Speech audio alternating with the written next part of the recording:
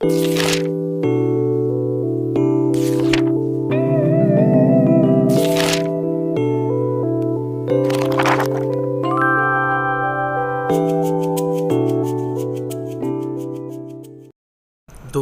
ये 135 शब्द प्रति मिनट की गति से डिक्टेशन होगी। आप इसे लिखें और आपकी जो भी मिस्टेक है वो हमें कमेंट में ज़रूर बताएं। और अगर आप हमारे चैनल पर नए हैं तो चैनल को सब्सक्राइब ज़रूर कर लें और बेल आइकन को दबाना बिल्कुल भी ना भूलें, ताकि हमारी आने वाली सारी लेटेस्ट वीडियो आप तक सबसे पहले पहुंच सके। तो चलिए फ्रेंड्स, देर ना करें, शुरू करते हैं। स्टार्ट। उपाध्यक्ष महोदय, आज स्वतंत्र भारत में जब हिंदी इस देश की राष्ट्रभाषा घोषित हो चुकी है, अब संघर्ष अथवा विरोध का समय नहीं रहा। आज का समय ठोस रचनात्मक कार्य का समय है। मैं जानता हूँ संघर्ष करना कठिन है, परंतु उसी एकाग्रता से रचनात्मक कार्य करना उससे भी कहीं अधिक कठिन है। यह भी स्पष्ट है कि संघर्ष के बाद यदि रचनात्मक कार्य नहीं होता तो संघर्ष की उपादेयता ही लुप्त हो जाती है और जो सफलता प्राप्त की गई हो उसकी सार्थकता संकट में पड़ जाती है।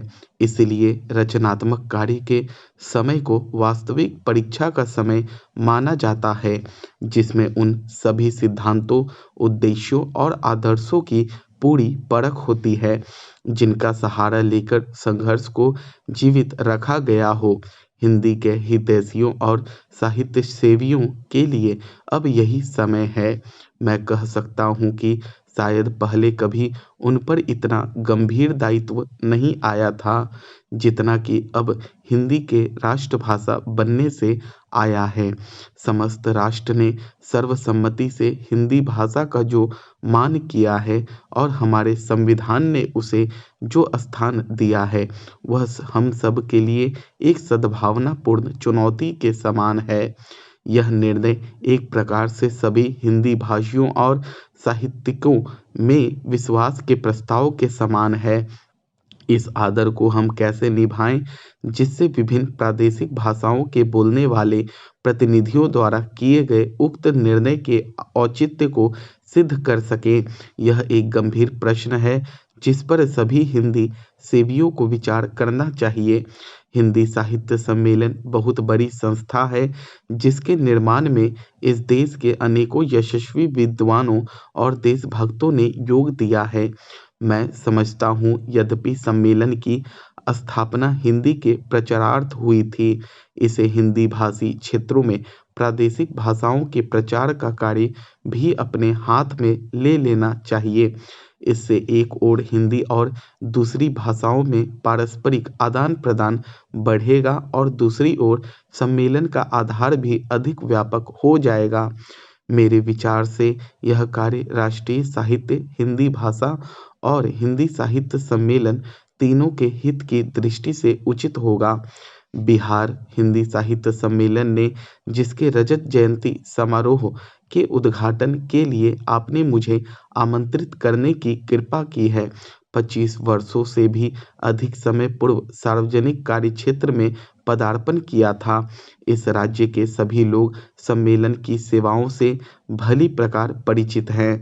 मैं आशा करता हूँ कि यह रजत जयंती समारोह इस राज्य के साहित्य सेवियों को और अधिक बल देगा, जिससे वे साहित्य की समृद्धि द्वारा और हिंदी तथा अहिंदी प्रदेशों के बीच पूर्ण सद्भावना का वातावरण तैयार करके इस राज्य के लोगों की ही नहीं बल्कि देश भर की सेवा कर सकेंगे।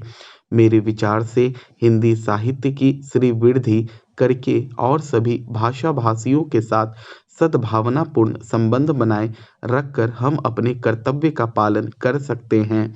कम से कम इस ओर सबका ध्यान आकृष्ट हो चुका है।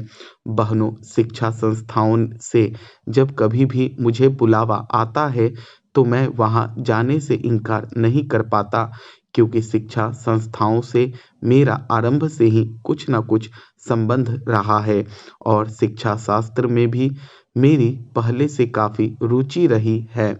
अतएव मुझे जब आपका निमंत्रण मिला, मैंने उसे बड़े हर्ष के साथ स्वीकार किया और मुझे अत्यंत प्रसन्नता है कि आज मैं यहाँ आ सका।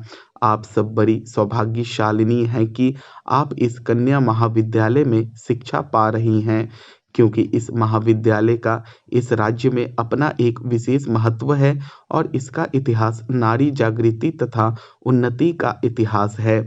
इसकी स्थापना उच्च आदर्शों को लेकर एवं नारी जागृति तथा राष्ट्रीय उन्नति की पुनीत भावनाओं से प्रेरित होकर आज से बहुत साल पहले एक ऐसे सच्चे समाज सुधारक के द्वारा हुई थी, जिनके हृदय में मुख्यतः नारी जाति के प्रति विशेष गौरव और महान आदर था। आप सबको मालूम ही होगा कि हमारे देश में दो प्रकार की शिक्षा संस्थाएं विद्यमान हैं। एक तो वे जो अंग्रेजी शासकों द्वारा अपने उद्देश्यों की पूर्ति के लिए स्थापित की गई थी, और दूसरी वे जो स्वतंत्र रूप से राष्ट्र प्रेमियों द्वारा राष्ट्रीय भावनाओं से ओतप्रोत होकर अपने देश की संस्कृति एवं सभ्यता को पुनर्जीवित एवं पुनः स्थापित करने के उद्देश्य से स्थापित की गई थी। आपका यह कन्या महाविद्यालय भी लगभग इन्हीं पवित्र भावनाओं से प्रेरित होकर बहुत साल पहले स्थापित किया गया था, और आपके लिए यह बड़े सौभाग्य की बात है कि आप में से कुछ और इस विद्यालय में अपनी शिक्षा समाप्त कर जीवन के कार्य क्षेत्र में प्रवेश करने जा रही हैं। उच्च शिक्षा प्राप्ति की उपाधि जो आपको मिल चुकी है, आपकी एक अमूल्य निधि है, जिससे आपकी गुरुता और भी बढ़ती है। आप में से जो आज प्रमाण पत्र लेकर जा रही हैं, वे इस विद्यालय के सीमित दायरे में से निकलकर जीवन के विशाल प्रांगण में कर्मठ कार्य क्षेत्र में प्रवेश कर रही हैं। आपके कंधों पर जीवन का महत्वपूर्ण उत्तरदायित्व है, और मुझे पूरा भरोसा है कि आप अपनी शिक्षा और अनुभव के बल और आधार पर उसे योग्यतापूर्वक संभाल सकने में सफल हो सकेंगी। अब तक आपका विद्यार्थी जीवन रहा, अब आगे आपका व्यावहारिक एवं क्रियात्मक जीवन रहेगा, और आपको अपने जीवन के कार्य क्षेत्र में अनेक समस्याओं का सामना करते हुए आगे बढ़ना है। मुझे आशा है कि आपने यहाँ जो शिक्षा दीक्षा ग्रहण की, उससे आप शक्ति और स्फूर्ति ग्रहण कर स्वतंत्र देश की दायित्वपूर्ण नागरिकाओं की भांति उसे निभा सकेंगी। यह सब आपके लिए तभी संभव होगा जब आप यह भली भांति समझ लेंगी कि आपको अपने जीवन में क्या करना है। आप सब यह भली भांति जानती ही होंगी कि प्राचीन काल में हमारे देश में स्त्रियों का कितना महत्वपूर्ण व उत्कृष्ट स्थान रहा है। महोदय, जब हम भारत की संपदाओं और उत्पादन के उपादानों के संदर्भ में भारत की अर्थव्यवस्था की चर्चा करते हैं, तो उस समय अनिवार्य रूप से उपयुक्त टेक्नोलॉजी से संबद्ध प्रश्न उठ खड़े होते हैं। इसके लिए कोई निश्चित उत्तर नहीं दिया जा सकता। यह तो अलग अलग उद्योग के लिए अलग अलग होगा। कुछ उद्योग अपरिहार्य रूप से पूंजी प्रधान होंगे, इसका हमारे सुधारों और विदेशी निवेश से कोई संबंध नहीं है। हमारे अपने सरकारी क्षेत्र में स्थापित कई उद्योग बहुत ही पूंजी प्रधान हैं।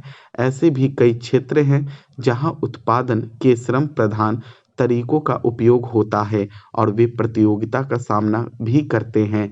सारी दुनिया में हम आज यह देख रहे हैं कि एक जगह वेतन अधिक होने के कारण तथा दूसरी जगह सस्ते विकल्प होने के कारण उद्योग अपने स्थान बदलते रहते हैं। यह बात एक दूसरे से कतई भिन्न क्षेत्रों पर भी लागू होती है, जैसे वस्त्र उद्योग, चमड़े का सामान, इलेक्ट्रॉनिक्स और कई अन्य उद्योग अन्य स्थानों से आकर भारत में जो निवेश किए जा रहे हैं, वे ठीक इन्हीं कारणों से किए जाते हैं, और ये उद्योग बड़ी मात्रा में रोजगार प्रदान करेंगे। यह आर्थिक निर्णय लेने की स्वाभाविक प्रक्रिया का अंग होता है। ऐसा सोचना अनुभवहीनता ही कहा जाएगा कि भारत में पूंजी प्रधान उद्योगों की स्थापना लोग जानबूझकर करें, बिना इस बात पर विचार किए कि दोनों देशों में अपेक्षित मूल्य और हमारे सुस्थापित तुलनात्मक लाभ क्या हैं। उसी के साथ जहां पूंजी प्रधान टेक्नोलॉजियां और उच्चतर उत्पादकता तथा वेतन साथ साथ चलते हैं, उनका हमें स्वागत करना चाहिए, उन्हें टालना नहीं चाहिए। अंतिम निर्णय तो बाजार की शक्तियों पर निर्भर करेगा। मुझे ऐसा नहीं लगता कि हमारे उद्यमी निर्णय करने में किसी से कम कुशल हैं। तथापि यहाँ पर यह जोर देना अप्रासंगिक नहीं होगा कि टेक्नोलॉजी का चुनाव अत्यंत सावधानीपूर्वक किया जाना चाहिए। इस संदर्भ में विदेशी टेक्नोलॉजी का आयात करने वालों को देश में उपलब्ध टेक्नोलॉजियों की भी सावधानीपूर्वक जांच करनी चाहिए। सामान्य रूप से टेक्नोलॉजी का विलयन और अंगीकरण उतना महत्वपूर्ण नहीं होता जितना टेक्नोलॉजी को तैयार करने की क्षमता पैदा करना। हमारे पास क्षमताएं हैं और इस क्षेत्र में हमें अपनी संपदाओं का इष्टतम उपयोग करना चाहिए। वास्तव में तो अपने ही देश में विकास और अनुसंधान करने का स्थान और कुछ नहीं ले सकता। तभी हम प्रतियोगिताओं का लाभ उठा सकते हैं, विशेषकर उस स्थिति में जब अन्यत्र टेक्नोलॉजी में विकास बड़ी तेजी से हो रहा है और उनके पुराने पड़ने की दर भी बहुत ही ज़्यादा है। यह बात पूरी तरह स्वीकार की जाती है कि नियंत्रणों और परमिटों की प्रणाली से ईमानदारी का खात्मा हो जाता है। उदारीकरण प्रक्रिया का तात्पर्य इन नियंत्रणों को समाप्त करना है। मुझे यह देखकर सचमुच बहुत खेद होता है कि इस संक्रमण काल में जब हम लाइसेंस राज से उदारीकरण की प्रणाली की ओर बढ़ रहे हैं, संरचनात्मक समायोजन हो रहा है। स्टॉप। दोस्तों, आप इस पैसेज को लिखें।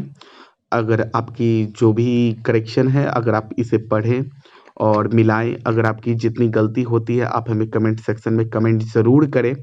और अगर आप हमारे चैनल पर नए हैं तो चैनल को सब्सक्राइब कर लें और बेल आइकन को दबाना बिल्कुल भी ना भूलें। और अगर आपको ये वीडियो अच्छा लगे तो लाइक का बटन नीचे है, लाइक ज़रूर कर दें और कमेंट भी ज़रूर करें आपकी कितनी गलतियाँ हुई हैं। तो चलिए फ्रेंड्स, मिलते हैं नेक्स्ट वीडियो में, तब तक के लिए बाय बाय।